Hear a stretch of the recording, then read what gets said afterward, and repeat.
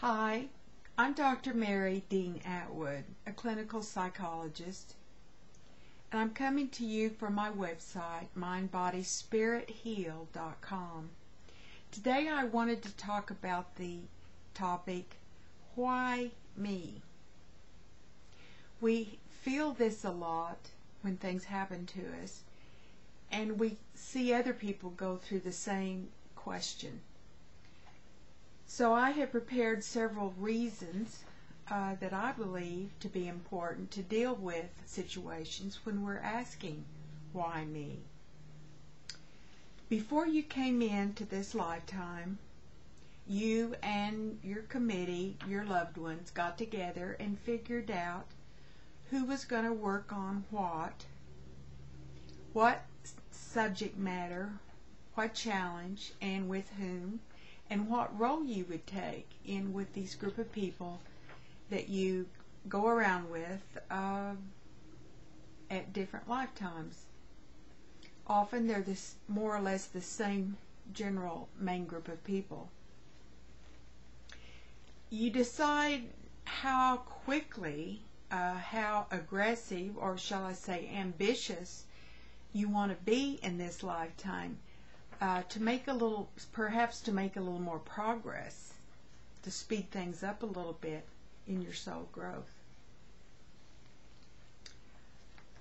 What determines what makes certain things happen, besides your choices, of course, which we'll go in later?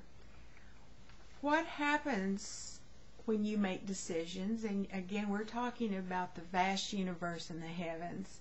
So we have to talk about astrology, the topics that so many people laugh at and think there's no scientific proof, but to the contrary.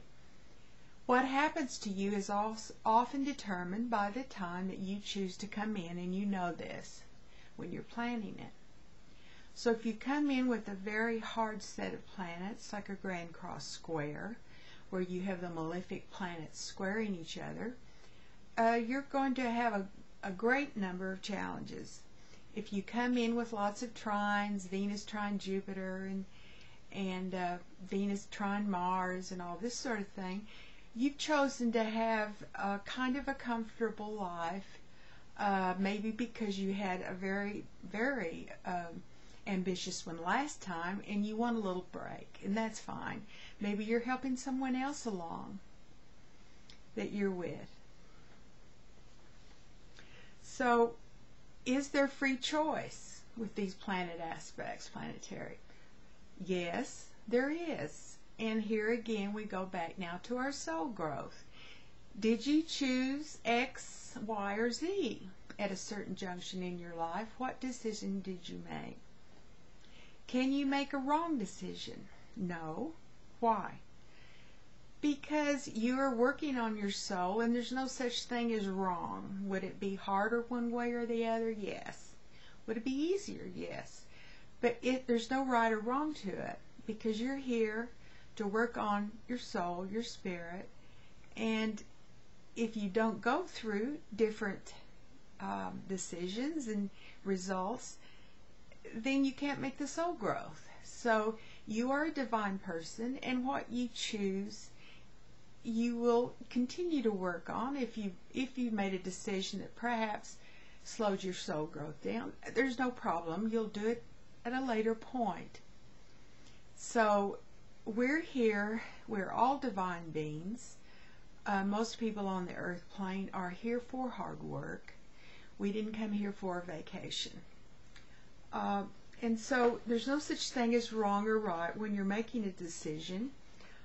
You're adapting, and depending on what you decide will affect your life, but you may even have another chance to change it or to do something different even in the same lifetime. These aspects are one of the reasons why positive thinking, which is proponed by The Secret, doesn't always work, because it's very difficult to continue to, when you're in a very ambitious program on earth to make a great deal of soul growth. It's very difficult sometimes to maintain your positive thinking in order to manifest something. But positive thinking, even with aspects, is much worse on you if you choose negative thinking. So the secret is very much on target, but it doesn't explain sometimes why positive thinking doesn't work, and that's what I'm trying to do right now.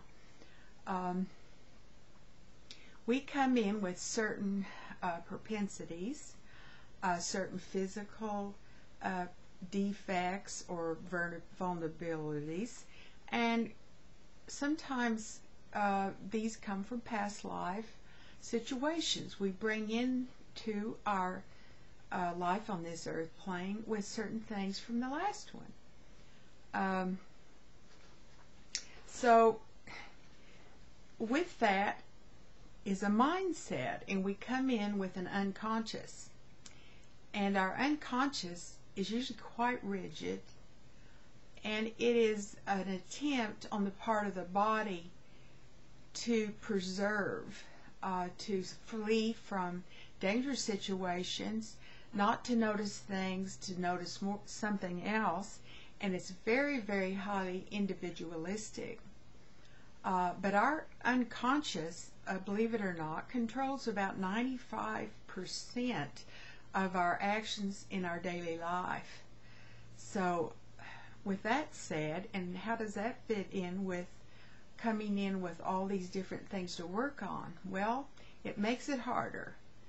And so this is why I ask people to, if you really are serious about working on yourself, you need to have a spiritual plan, someplace that you go to grow spiritually, help you, whether it's a spiritual center, a church, whether it's a project like helping a certain group of people, is fine, whether it's just prayer, whatever. You also need a healer or a therapist to help you break through this unconscious so that you'll be more flexible and have more choices and can carry out those choices in this lifetime. And B, you'll have a chance to be more comfortable, to be happier, to be use your positive thinking more often and with more impact. So try to find yourself a healer of some kind, a therapist, a naturopathic healer, a chiropractor. There are just hundreds of various kinds of alternative methods that can help you in this lifetime have more opportunity for happiness. I hope I've been helpful today, and you can always, if you wish, join me on my website, mindbodyspiritheal.com. So goodbye for now.